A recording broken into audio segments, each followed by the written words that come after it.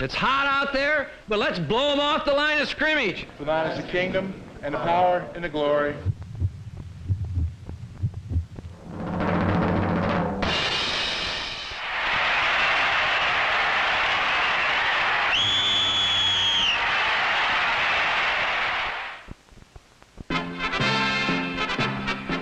They are the most productive offensive team in NFL history. And for the third year in a row, this scoring strength has put the San Diego Chargers into the divisional playoffs. Head coach Don Coryell is the pass-minded wizard who has led this team, and today he squares off against coaching legend Don Shula and the Miami Dolphins. Nobody thought Shula could do it, but somehow he guided a very young Dolphin team to the AFC Eastern Crown. Miami got to postseason on the strength of its defense. And their offense, while not in San Diego's class, has been more than good enough, thanks in part to the efforts of players like wide receiver Duriel Harris. Harris is one of the veterans of a very young receiving corps, comprised mostly of players known well only in Miami. Better known, but still maturing, is second-year quarterback David Woodley. Woodley has enjoyed some great moments during the season, but when he faltered, Shula wasn't reluctant to go to the bench and bring in veteran signal caller Don Strock. On more than one occasion in 1981, Strock has stepped in at critical moments, turned matters around, and has gotten the hot hand to get the offense in gear. The Dolphins know their opponent's offense is always in high gear. The Chargers can do just about anything when they have the ball. They can hurt you on the ground with the AFC's second leading rusher, the man who also tied an NFL record with 19 rushing touchdowns, Chuck Muncie. In the air, San Diego looks to a brilliant set of receivers, led by tight end Kellen Winslow. For the second consecutive season, Winslow led the league in pass receptions. So the stage is set from the Orange Bowl in Miami, Florida. It's the Western Division champions San Diego Chargers against the Eastern Division winners, the Miami Dolphins. The divisional playoffs on the NFL Game of the Week.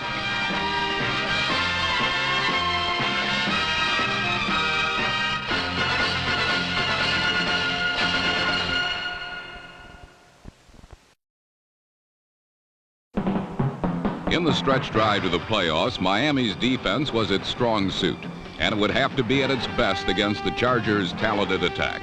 San Diego tried to establish the run on its first series by going to Chuck Muncie, number 46. But the Dolphins' defense was determined to prove it was as tough in the playoffs as it was in the regular season.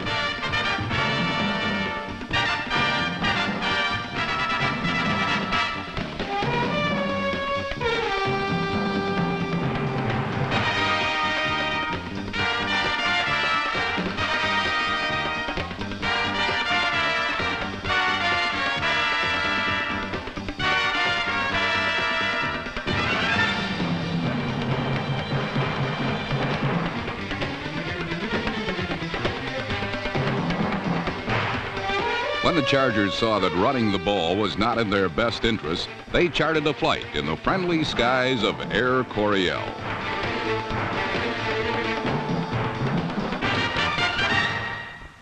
Number 89, Wes Chandler, hauled in a 47-yarder to set the stage for the game's first points, a field goal from kicker Rolf Benerschke.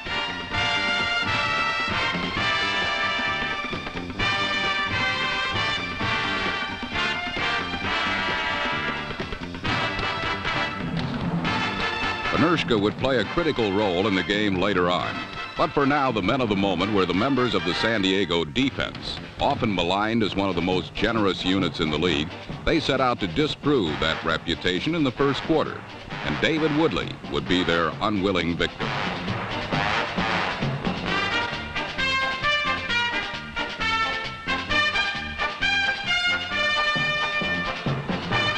Leroy Jones, number 68, sacked Woodley to stop Miami. And then the Dolphins fell prey to the first of three key mistakes that would eventually give San Diego a commanding lead.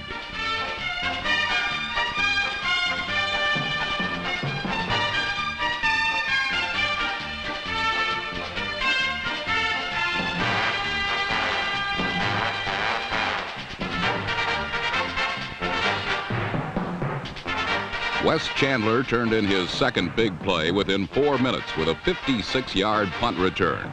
It was the first time a Charger had returned a punt for a touchdown since 1977, and the first time the Dolphins had allowed such a score in 6 years.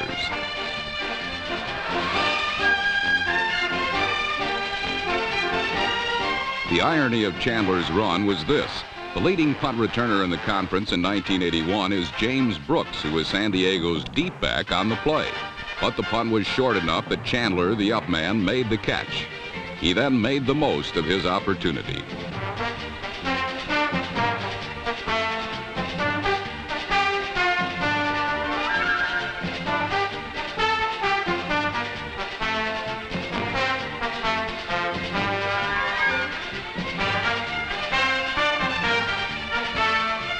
The play stunned the overflow Orange Bowl crowd as the Chargers extended their lead to 10-0. But things were just starting to get bad for Miami. On the very next play, the Dolphins special teams made a second costly error.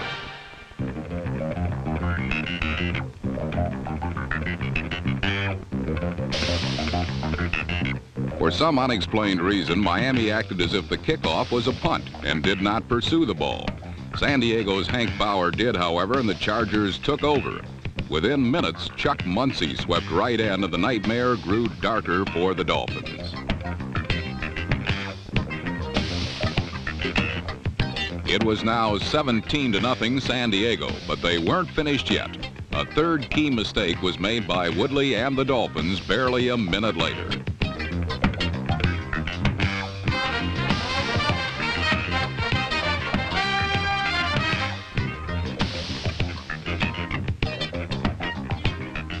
Number 27, veteran safety Glenn Edwards had the 6th playoff interception of his career, paving the way for another scoring situation. Charger quarterback Dan Fouts did not squander the opportunity.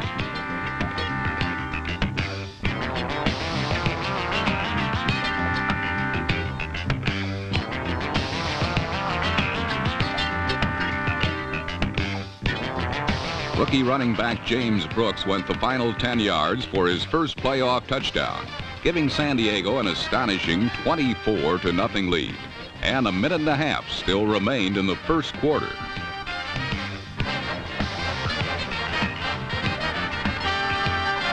When Woodley was unable to move the team on its next series, Miami coach Don Shula decided to make a change. Riding into the rescue was backup quarterback Don Strock, football's answer to Goose Gossage.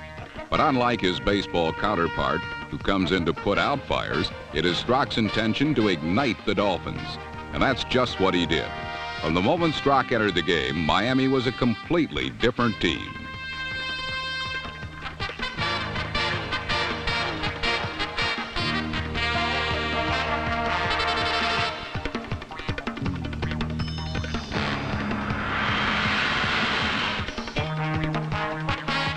Three Strock completions set up Miami's first score of the game, a 34-yard field goal from Uwe von Schaman.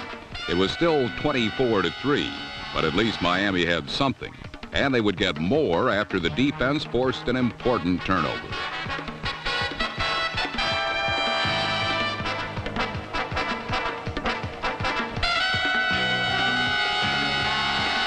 Linebacker Kim Bokamper stripped Fouts of the ball, and nose tackle Bob Baumauer recovered the fumble. Then Strock continued his magic, connecting on 5 straight passes to move the Dolphins close to a score.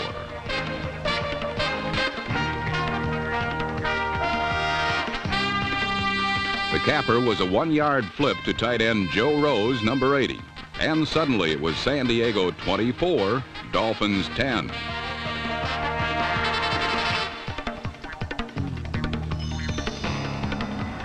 Strock's heroics galvanized the whole team. The defense stopped the Chargers the rest of the half. And when the offense took over with seconds to go, they stunned the Chargers, the fans, and the millions watching on TV with one of the most incredible plays of the year.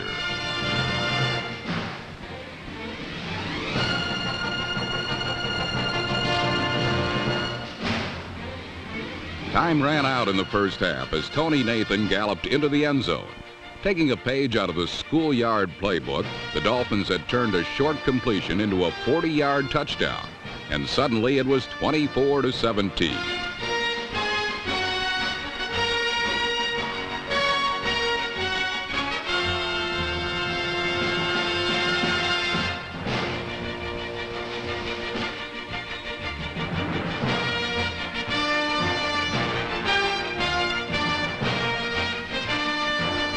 Duriel Harris's lateral to Nathan was the single most important play of the half.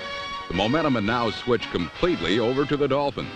Once trailing by 24, they went to the locker room behind by only 7. The Chargers, predictably, were stunned. Only a short time before, it looked like this would be an easy win, but now they knew they were in a dogfight. What they didn't know, what no one knew, was that an even more incredible second half would make this one of the greatest games in playoff history.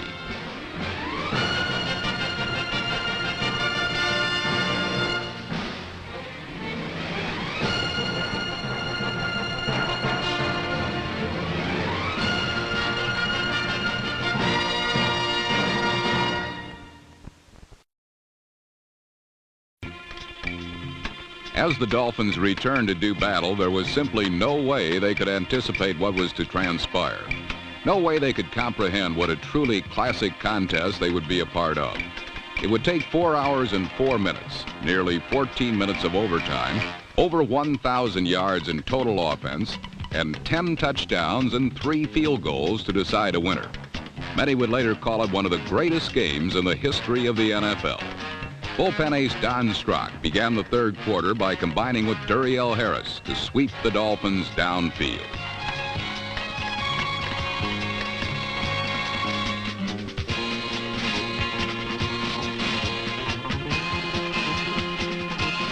A pair of remarkable catches by Harris focused Charger attention on Miami's wideouts, so Strock changed pace and called on his tight end, Joe Rose.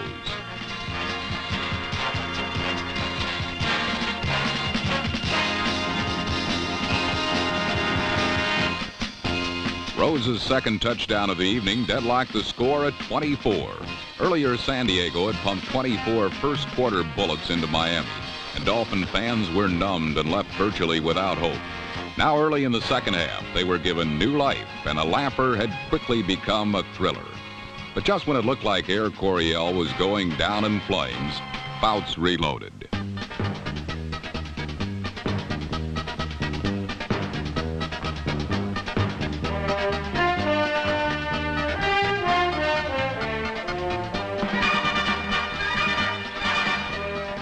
Kellen Winslow would finish with 13 catches for an amazing 166 yards, thrust San Diego back on top, 31-24. Fouts made it all possible with a convincing pump fake to the outside, which froze a pair of Dolphin defensive backs. Winslow snuck in underneath, and he was wide open.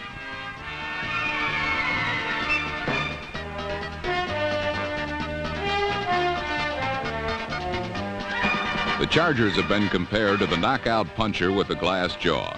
They can score from anywhere, but they too can be scored upon from anywhere.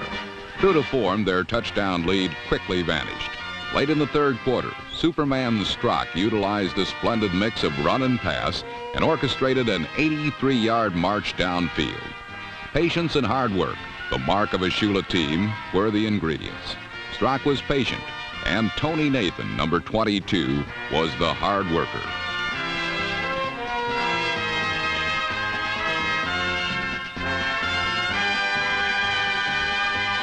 Suddenly, with a first down from midfield, Strock knew he had lulled the Chargers into sleep with dump passes and short forays into the flat. So he sent Bruce Hardy, number 84, deep.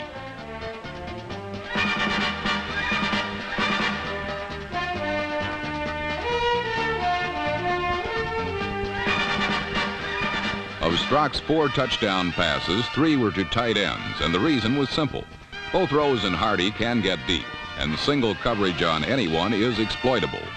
Hardy had only Woodrow Lowe, number 51, to beat, and the result was the longest pass reception by a tight end in Miami history, and it tied the game once more at 31.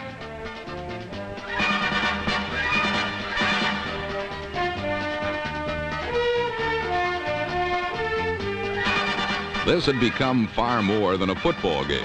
It had transcended mere blocking, passing, running, and tackling. It was a mini novel of climaxes, peaks and valleys, a human experience, an emotional event. 75-degree heat and humidity and the volatile nature of the game were beginning to take their toll. It was the Thrilla in Manila, the 1975 World Series, center court at Wimbledon, and Derby Day all rolled into one. Late in the third quarter, it was time for a Charger Valley and a Miami Peak.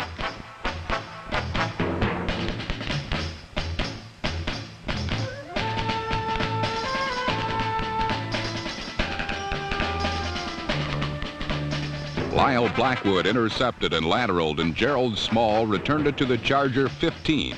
And on the first play of the fourth quarter, Miami led for the first time in the game, 38-31.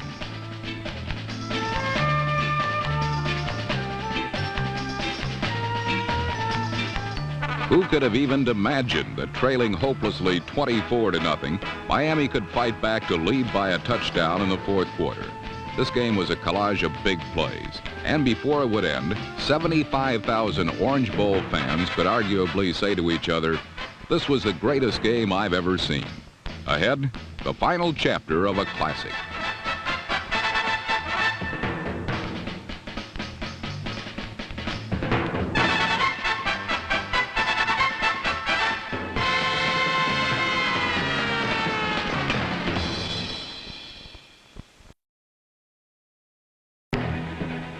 The light at the end of the tunnel. At last, Miami could see it.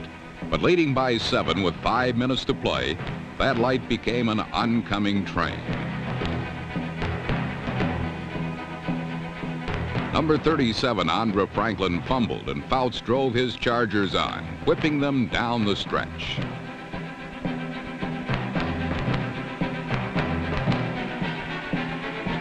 Courageous catch by Wes Chandler placed the Chargers at the Dolphin 10. And with just over a minute remaining, Fouts proved why he was able to break his own NFL passing record for the second time in his career, and why he led the league in touchdown passes this season. He waved his magic wand one more time.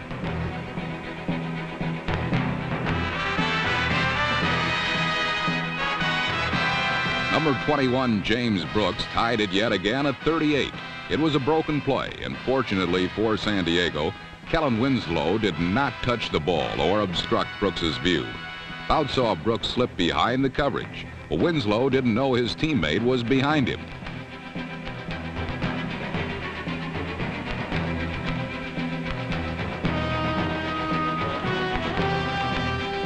"58 seconds remained, and in this game, 58 seconds was an eternity. From 43 yards out, Uwe von Schaman had a chance to win it for Miami with 4 seconds to play.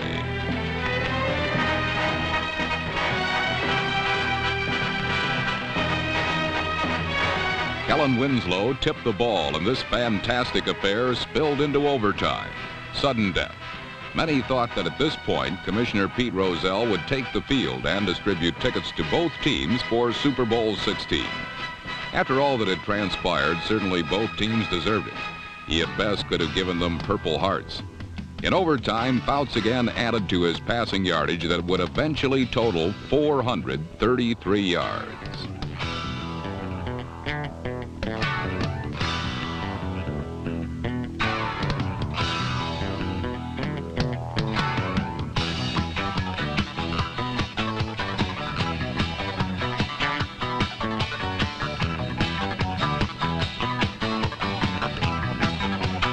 Key catches by Winslow and Joyner and determined runs by Muncie and James Brooks carried San Diego downfield.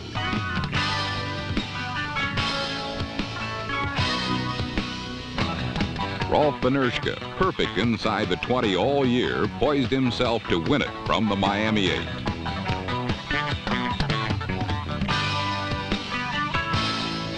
Unbelievably, the ball sailed wide to the left, and minutes later, von Schaman had a shot.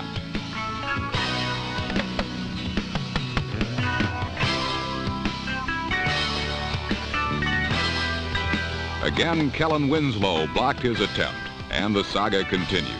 The fourth hour of play had come to an end, and still a king could not be crowned. One man had to rise up and take control of this game once and for all.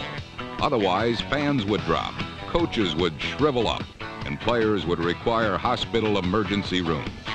One man did rise up, and that man was Dan Fouts.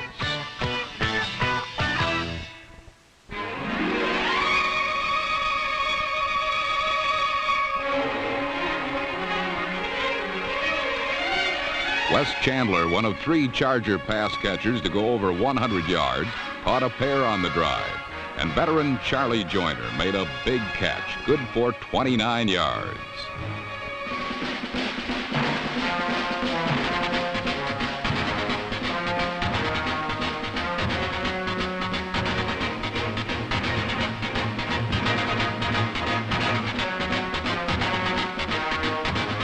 Joyner's catch and sideline move got the Chargers down to the Dolphin 10. And finally and mercifully, Panershka's kick was good.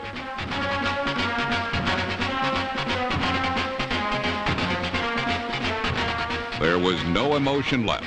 The game played on the evening of Saturday, January 2nd, 1982, was ready for the record books, and the athletes were ready for psychiatric assistance and intensive care. Miami's Cinderella season had come to an end, as San Diego had performed the impossible. They had defeated the Dolphins in their own home Orange Bowl. Surely there is no way that the Super Bowl in Pontiac can come close to being even a shadow of this classic contest. Arguably, this game may perhaps be the greatest game ever played. Certainly it is the greatest game played in a long, long time. It had more scoring than any playoff game ever, and undeniably more excitement. The expressions on the faces of the winner tells it all. Their reward, a date in freezing Cincinnati in the AFC Championship game.